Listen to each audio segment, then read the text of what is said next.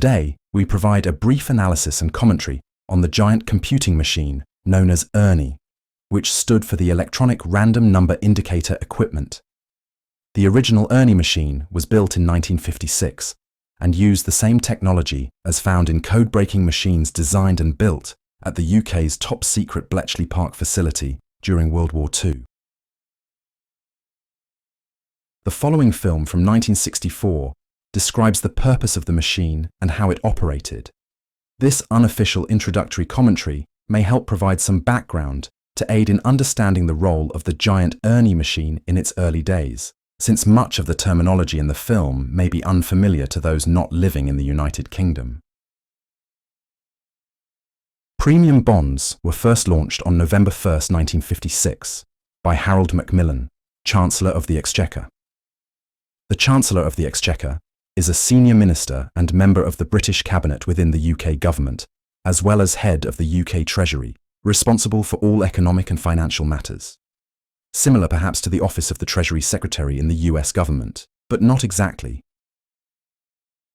Premium bonds were introduced to encourage people to save money and support the post-World War II economy in the UK. Backed by the UK government, they provide no guaranteed return, are structured as savings accounts, and do not offer regular interest or dividends. Instead, they provide an opportunity to win tax-free prizes through regular draws.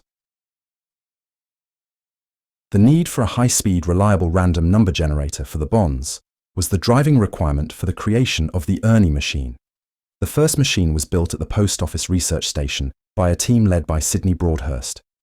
The designers were Tommy Flowers and Harry Fensham, and its technology evolved from Colossus, one of the world's first digital computers, created at Bletchley Park over 10 years earlier. Premium bonds required a unique number. The machine's inventor, Tommy Flowers, chose to build the number generator based on lamps filled with neon gas. Very simply put, when a high electrical voltage is applied to a neon-filled lamp, the collision of electrons with neon atoms generated a random electric current inside, which was amplified and fed to a pulse generator, which generated random numbers.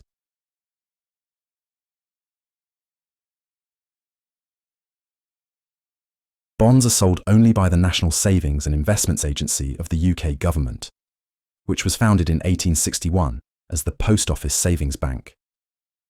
The first premium bond lottery draw took place on June 2, 1957. Ernie became the electronic focal point of the UK's nationwide premium bond system. It used many components similar to computers of the time period, but was not a full digital computer. The first Ernie machine ran from June 1957 to January 1973. That machine, which is shown and described in the following film, now resides in the UK Science Museum, London.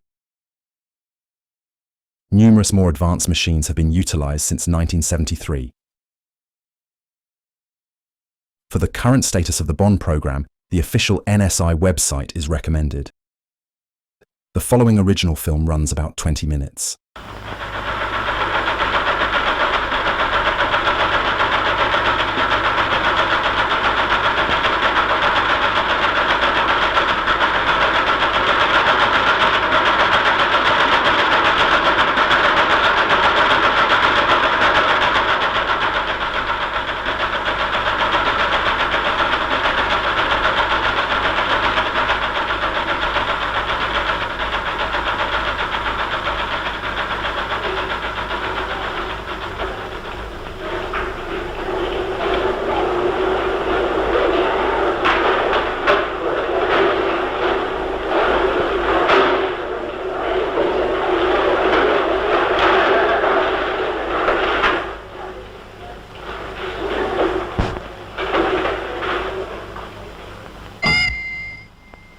Good morning, sir.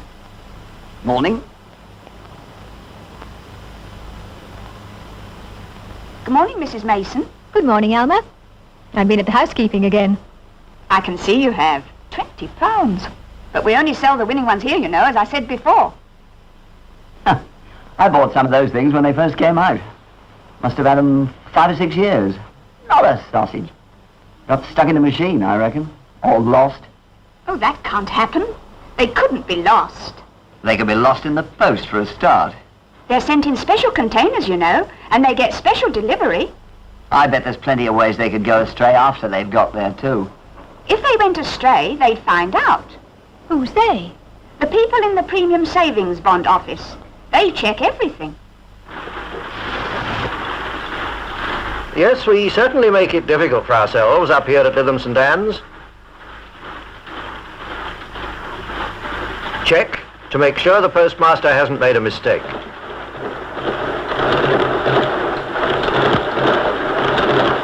Check to make sure the value of the up to £10 bonds he sold agrees with the money he sends in.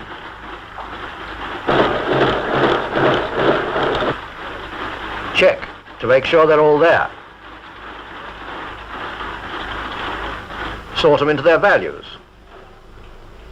Check that the particulars on the forms are complete and correct. Work out from the application forms the postmasters send in how many bonds of each value over £10 will be needed. 15. It's a regular game of patience. 22.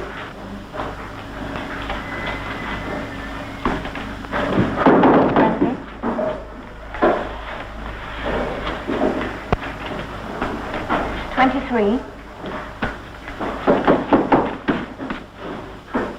31. Check that they're addressed correctly, that everything tallies. Check and check again.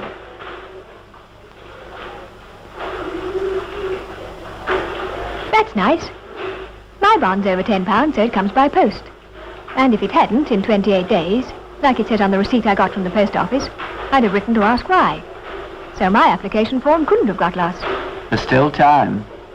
They haven't got into Ernie yet. They never get into Ernie. It wouldn't be much good if they did. But it's true there's still a lot of things have to happen to them. They are put into bond number order, stamped with the month they first become eligible, and with a batch number.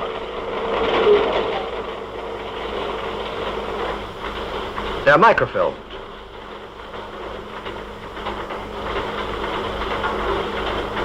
Printed, still in bond number order, and since the bonds are sold in sequence, there won't be any gaps that can't be identified, and the negative is then stored under the batch number. But what's the point of all this? We have to be able to identify you and your bonds at any time. So the registering of both your bond and of you as the holder is an essential part of premium bond procedure. Now, the application forms do one job, the photocopies do another.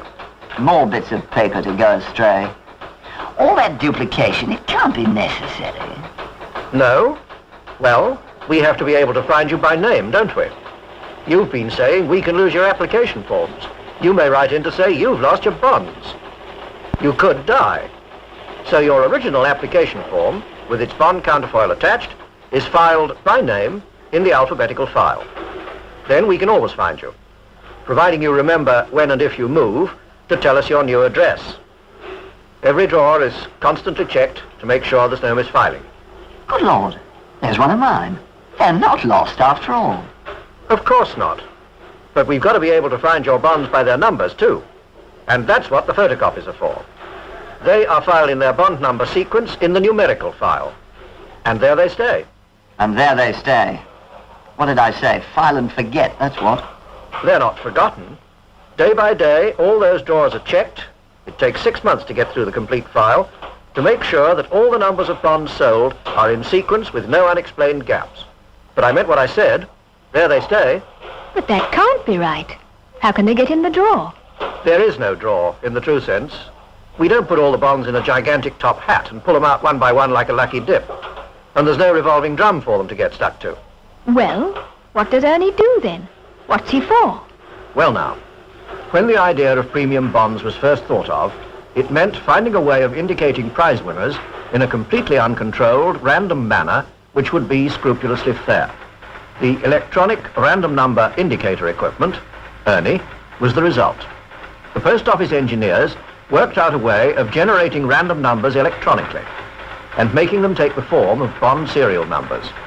Bond serial numbers have 2 letters the first of which shows the value of the bond.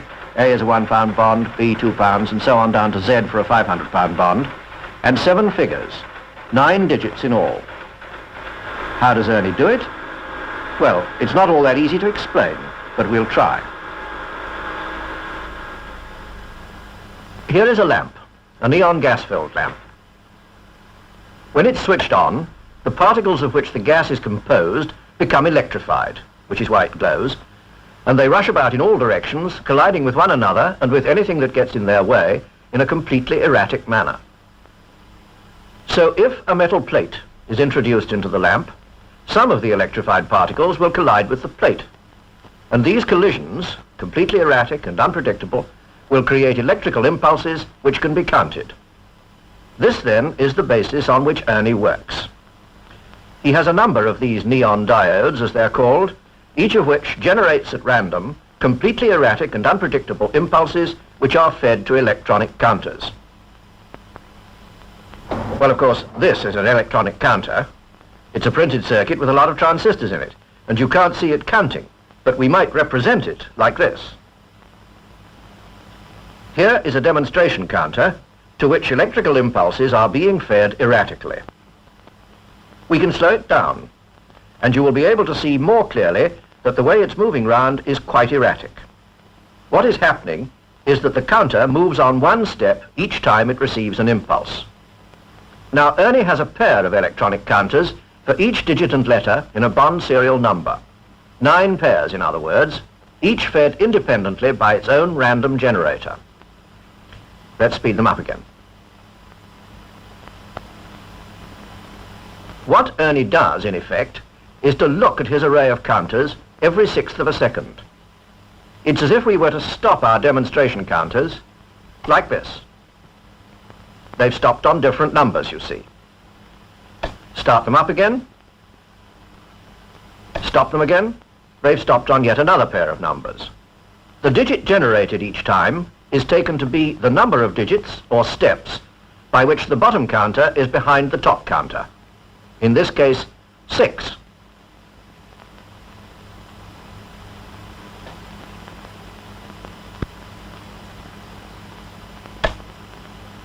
This time the difference is 1, 2, 3, 4, 5, 6, 7, 8, 9. This comparison of 2 random numbers independently generated serves to make the digit finally used random beyond all doubt. So this is what happens continuously at very, very high speed in Ernie, and what he does every 1/6 of a second.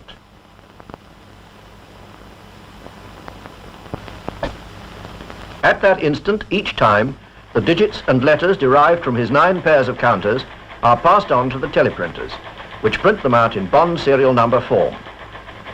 He does it all of his own accord. Nothing is fed into him. He's not like a computer. And he's been tested and his results analyzed and proved truly random. This is the end of one of the regular monthly tests he's given immediately before a draw. We still call it a draw, although it isn't in the ordinary sense of the word. It's simply a defined period, starting at the beginning of every month, during which Ernie is closed up and the numbers he generates are scrutinized as possible prize winners. You'll see.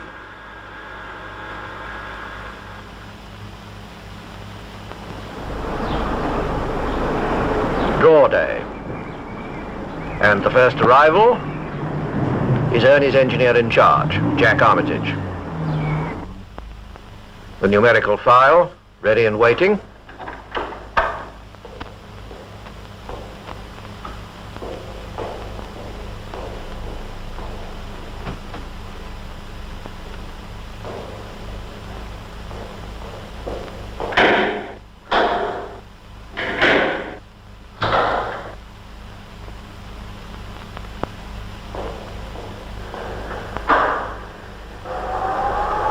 Ernie has his own electricity supply.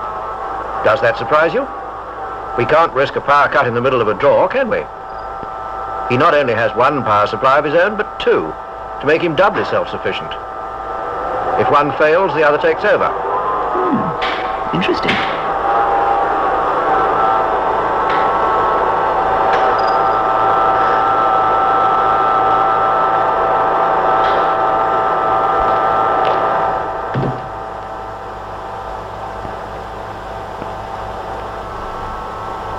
And there's Ernie ready and waiting to start too.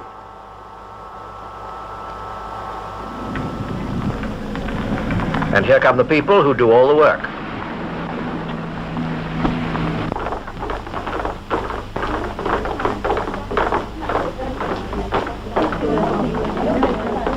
Mrs. Isherwood, Ernie's supervisor for the draw.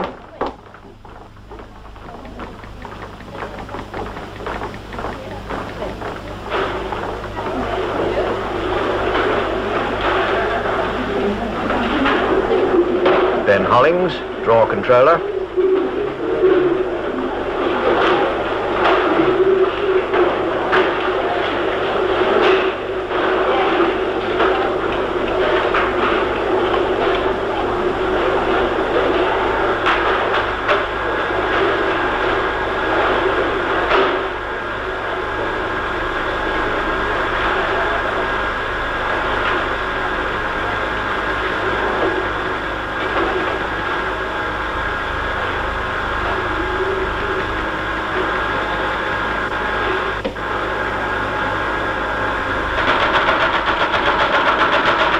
The number of prizes for any draw is proportionate to the number of bonds eligible at the time. For this particular draw, in July 1963, there were nearly 40,000 prizes, 14 of them £5,000, and they'll be among the numbers that are being printed out now. This teleprinter, also connected to Ernie, prints the numbers on sticky tape. The 4-figure number that follows the bond serial number shows the order in which they came from Ernie.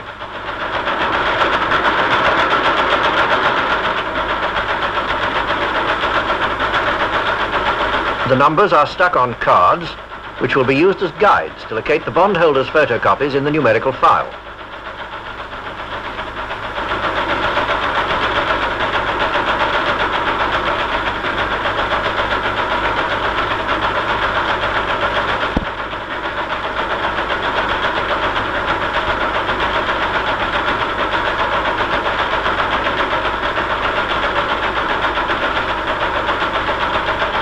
The 14 £5,000 prize winners will almost certainly be in the first 25 numbers Ernie generates, so the first 25 cards go to the numerical file as soon as they're ready.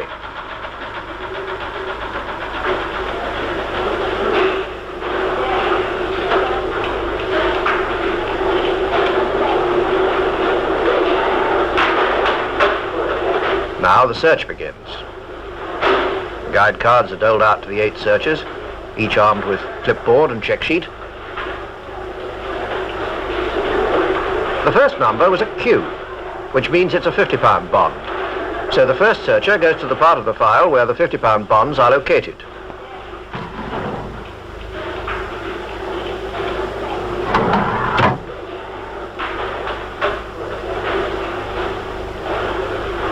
There's the photocopy. The number is one of the 50 belonging to that bond. And that's the first of the £5,000 prize winners, provided the bond has completed its 3-month eligibility period. For the time being, the guide card replaces the photocopy in the file. Now I see what you mean about there being no draw. Ernie dreams up the numbers, then you find the bonds that correspond. The bond holders that correspond. Quite right. The one this searcher is looking for is not there. There's no photocopy. In fact, there's a gap of nearly 5,000 numbers. That means that Ernie has generated a number that belongs among some bonds that haven't been sold, and it must be struck out. Mightn't it be that they're just filed in the wrong place? 5,000 numbers? That's something like 500 photocopies. No, they're unsold bonds all right. But if it were, say, a single photocopy missing from a sequence, we should check by taking the batch number of the sequence and referring to the microfilm. It's awfully clever, isn't it? Ernie may dream up any bond number. Here's one, for example, that's been repaid. Someone who decided he wanted his money back and cashed his bonds. Bad luck. He lost himself a £5,000 prize. Back come the first of the searchers, having found the photocopies they were looking for.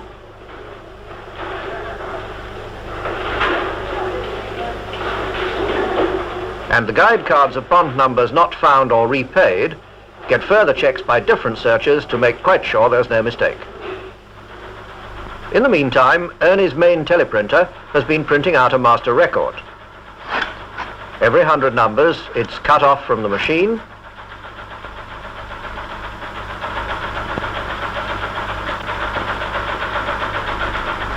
chopped into 25s, and in due course taken to the draw control. Here, the photocopies of the numbers that have been located, or the guide cards of the ones that haven't, are checked against the master record and put back into the order in which they were drawn. It's at this point that they're checked for eligibility by means of the date stamped on the application form before it was photographed. And the ineligibles and the unsolds and the repaids are ruled out. Then comes a last check by the draw controller himself. These are the first 25.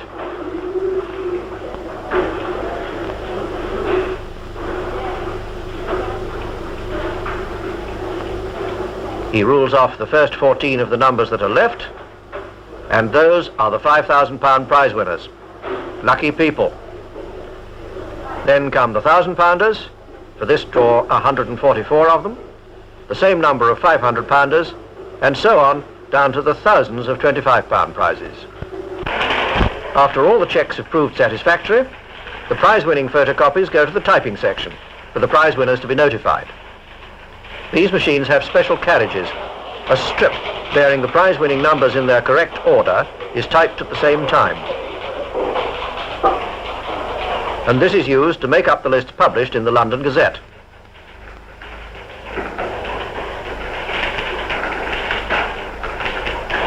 So the draw goes on for several days, with Ernie's teleprinters churning out 100 numbers every 4 minutes or so. Keeping pace with him is quite a job. Eventually, enough numbers have been generated to provide for all the prizes to be allotted. And after a week or more, the draw is over. A week? It goes on for a week? Yes, indeed. And before long, it'll be a fortnight, with the number of bonds sold increasing the way it is, the number of prizes increasing in proportion, and more of those cabinets in the numerical file getting filled. Well, all right, that's fair enough. But with the numbers increasing all the time, the odds must be lengthening. What chance has a number got of coming up? Must be millions to one. Well, actually, it's 9,600 to 1. With the number of prizes being proportionate to the number of bonds in any draw, the odds must stay constant. But what's to stop Ernie from generating the same number several times in the same draw? Nothing. Wouldn't that upset the odds? Yes. So the rule is that if a number comes up more than once in any draw, we only allow it to qualify for a prize the first time. But for as long as a bond is eligible, it stands a chance in every draw, and it may win a prize in any of them. It might be one of yours. It might be one of hers. It might be one of his. Come to that, it might be one of mine.